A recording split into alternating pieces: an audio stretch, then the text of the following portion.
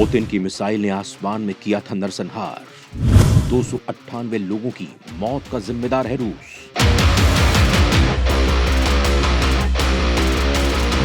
Malaysia के MH17 विमान हादसे के लिए रूस है जिम्मेदार। जांच दल के दावों में कितना है दम, रूस क्यों कर रहा है इनकार।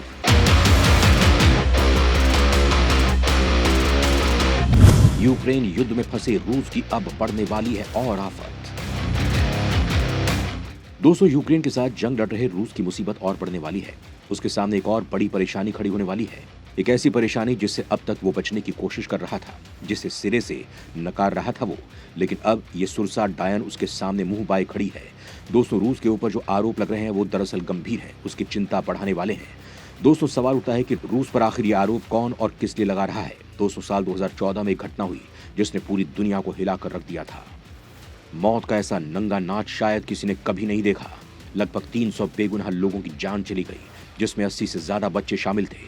दोस्तों, मौत का यह ऐसा मंजर था जिसे देखकर सबकी रूह सिहर उठी थी। लगभग 300 लोगों की मौत हुई, लिहाजा जांच होना लाजमी थी। जिस देश के सबसे ज्यादा नागरिक मारे गए थे उसने इसका जिम्मा संभाला। हालांकि इससे पहले जांच के लिए यूएन के नेतृत्व में टीम गठित करने की मांग की गई, लेकिन इस वक्त जिसे हमले का आरोपी बताया जा रहा है वो देश इसके लिए तैयार नहीं हुआ। लिहाजा कुछ देशों ने मिलकर अपने स्तर पर इसकी जांच शुरू की। जांच काफी जटिल थी, लेकिन जांच दल ने हार नहीं मानी और बारीकी से हर पहलू का अध्ययन कर विस्तृत रिपोर्ट तैयार की, जिसमें उस देश को हमले के लिए जिम्मेदार ठहराया गया जो इस वक्त यूक्रेन से जंग लड़ रहा है। हालांकि रूस हमेशा इन आरोपों से इनकार करते हुए इसे पश्चिमी देशों की साजिश करार देता आया है, लेकिन इस रिपोर्ट को तैयार करने वाले देश आज भी अपनी बात पर कायम है और रूस पर सहयोग नहीं करने का आरोप लगाते हुए इस जांच को जल्द ही बंद करने की बात कह रहे हैं। दोस्तों, यहाँ सवाल उठता है कि इस पूरे मामले में भारत का क्या कहना है। क्या वो रूस को इस हमले के लिए जिम्मेदार मानता है? क्या वो इस रिपोर्ट पर अपनी सहमति देता है? क्या वो इस रिपोर्ट की सत्यता को मानता है? क्या वो पश्चिमी देशों की तरह इस हमले के लिए रूस को कड़ी से कड़ी सजा देने की बात कहता है? क्या दरअसल रूस ऐसे किसी हमले का जिम्मेदार है? क्या जानबूझकर रूस अपने ऊपर लगे आरोपों को झुटला रहा है? आखिर क्यों रूस पर जांच के दौरान गलत तथ्य देने के आरोप लगे? क्या ये इशारा नहीं है कि रूस कहीं ना कहीं इस हमले से अपने को बचा रहा है? क्या आसमान में हुए नरसंहार का असल गुनहगार रूस ही है? आपके इन सवालों के जवाब अब मैं देने जा रहा हूं। मलेशिया विमान हादसे का सामने आया पूरा सच। रूस की मिसाइल ने विमान को मार गिराया था। दोस्तों, मलेशियाई एयरलाइंस के विमान MH17 की दुर्घटना की जांच के दौरान इस बात के मजबूत संकेत मिले हैं कि रूसी राष्ट्रपति व्लादिमीर पुतिन ने उन मिसाइलों की आपूर्ति को मंजूरी दी थी जिनका इस्तेमाल अलगाववादियों द्वारा विमान को मार गिराने के लिए किया गया था। एक लेख के मुताबिक विमान हादसे की जांच का नेतृत्व कर रहे संयुक्त जांच दल ने कहा है कि इस मामले में रूस की ओर से सहयोग करने से इनकार करने के कारण जांच समाप्त होने के करीब है। इस समय यह दल आगे अभियोग शुरू नहीं करेगा। दोस्तों, आपको इस रिपोर्ट के बारे में विस्तार से बताऊंगा, लेकिन उससे पहले बता देता हूं कि आखिर यह हादसा कब और कैसे हुआ था, क्यों इसे नरसंहार कहा जाता है, क्यों इसके लिए रूस को जिम्मेदार ठहराया जाता है, आखिर इस विमान हादसे का रूस से क्या कनेक्शन है।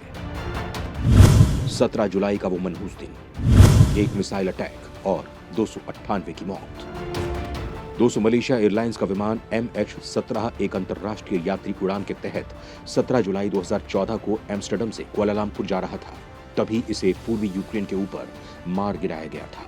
विमान में सवार सभी 298 लोगों की मौत हो गई थी। दोस्तों, यहाँ सवाल उठता है कि आखिर इतनी बड़ी चूक कैसे हो गई? कैसे कोई मिसाइल यात्री विमान से टकरा गया? क्या यह सोची समझी साजिश थी या किसी की गलती से हादसा हो गया?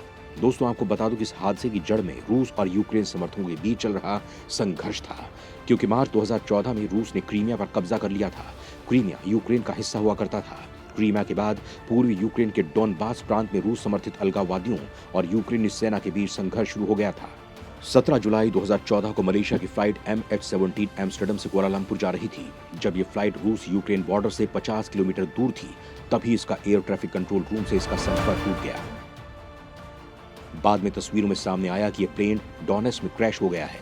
डोनेट्स्क पर रूस समर्थित अलगाववादियों ने कब्जा कर लिया था। इस प्लेन में 283 यात्री और 15 क्रू मेंबर सवार थे। हादसे में सभी की मौत हो गई।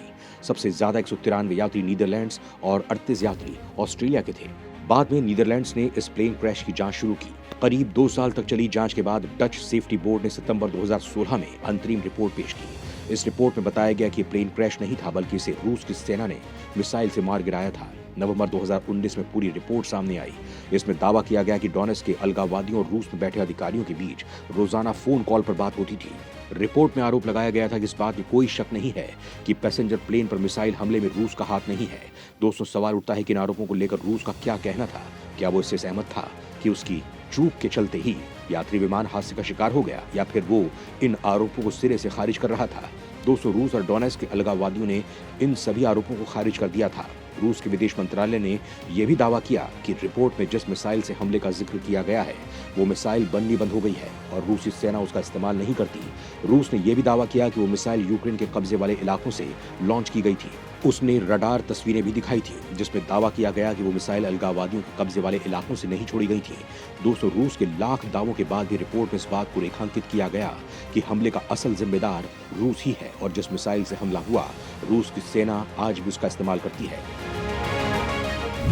मलेशिया विमान हादसे का असल गुनहगार कौन? क्या 298 निर्दोषों की मौत के आरोपियों को मिलेगी सजा?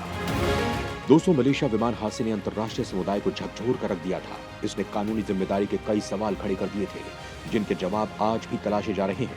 इस विमान हादसे की जांच के लिए सबसे पहले एक संयुक्त जांच दल का गठन किया गया जिसमें इस त्रासदी से सबसे ज्यादा प्रभावित 5 देशों नीदरलैंड्स, यूक्रेन, मलेशिया, ऑस्ट्रेलिया और बेल्जियम के जांचकर्ता और अभियोजक शामिल हुए।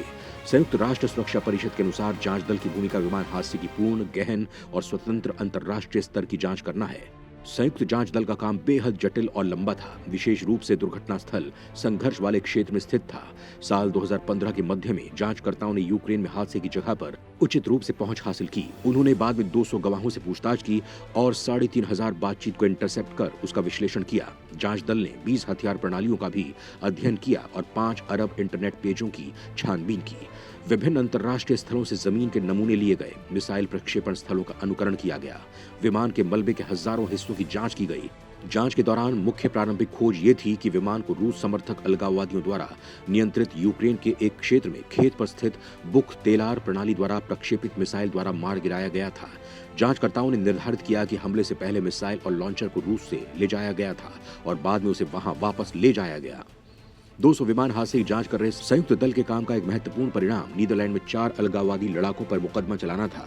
उसमें से 3 इगोर गिरकिन, सर्गेई डबिन्स्की और लियोनिद खारचेंको को पिछले साल दोषी पाया गया था। इन लोगों ने रूस में मिसाइल लॉन्चर के परिवहन, स्थिति और उसे वापस लौटाने में महत्वपूर्ण भूमिका निभाई थी। इन तीनों लोगों को आजीवन कारावास की सजा मिली है और पीड़ितों के परिवारों को मुआवजे के रूप में 1.60 करोड़ यूरो से ज्यादा भुगतान करने का आदेश दिया गया है। लेकिन चूंकि उनकी अनुपस्थिति में मुकदमा चलाया गया था, इसलिए इस बात की बहुत कम संभावना है कि उनमें से किसी को वास्तविक दंड का सामना करना पड़ेगा। 200 विमान हादसे की जांच कर रहे संयुक्त दल की इस सप्ताह जारी रिपोर्ट में कहा गया है कि मिसाइल लॉन्चर के लिए जिम्मेदार चालक दल के सदस्यों का पता चला है और उन्हें ऊपर से निर्देश दिए गए थे। जांचकर्ताओं ने विमान को मार गिराए जाने से पहले निर्णय लेने के बारे में काफी जानकारी का खुलासा किया, लेकिन जो सबूत मिले हैं वो संदिग्धों पर आगे का मुकदमा चलाने के लिए काफी नहीं है। क्योंकि रूस उन आरोपियों तक पहुंच नहीं बनाने दे रहा है, लिहाजा पूरे केस की तह तक जाना संभव नहीं है। रिपोर्ट में यह भी कहा गया है कि रूस ने जिम्मेदारी स्वीकार करने से लगातार इनकार किया है और जांचकर्ताओं को रूसी नागरिकों से सबूत इकट्ठा करने से रोका गया है। रिपोर्ट में रूस पर झूठे सबूत देने का भी आरोप है। जांचकर्ताओं का कहना है कि लॉन्चर का चालक दल कुर्स्क में स्थित रूसी सेना की 53वीं ब्रिगेड के सदस्य थे और अगर इन सभी से पूछताछ की इजाजत मिल जाती है तो कई अनसुलझे सवाल अपने आप साफ हो जाते हैं। हो सकता है कि पूरी घटना की असल जानकारी सामने आ जाती। दोस्तों, जांच दल को यह भी सबूत मिले हैं कि अलगाववादी रूसी खुफिया विभाग और राष्ट्रपति कार्यालय क्रेमलिन के संपर्क में थे। हालांकि इस हादसे में सबसे ज्यादा जो बात ध्यान आकर्षित कर रही है वो पूरी घटना में पुतिन का नाम है, जिसे लेकर रूस पहले ही इनकार कर चुका है। सभी आरोपों को पश्चिमी देशों का षड्यंत्र करार दे चुका है। दोस्तों, जांचकर्ताओं के मुताबिक इस बात के मजबूत संकेत हैं कि पुतिन ने अलगाववादियों को बुख तेलार लॉन्चर की आपूर्ति करने का फैसला किया था। इंटरसेप्टेड फोन कॉल से पता चला है कि पुतिन एकमात्र शख्स हैं जिनके पास अलगाववादियों को बुख तेलार लॉन्चर जैसी भारी वायु रक्षा प्रणालियों के प्रावधान को मंजूरी देने का अधिकार है।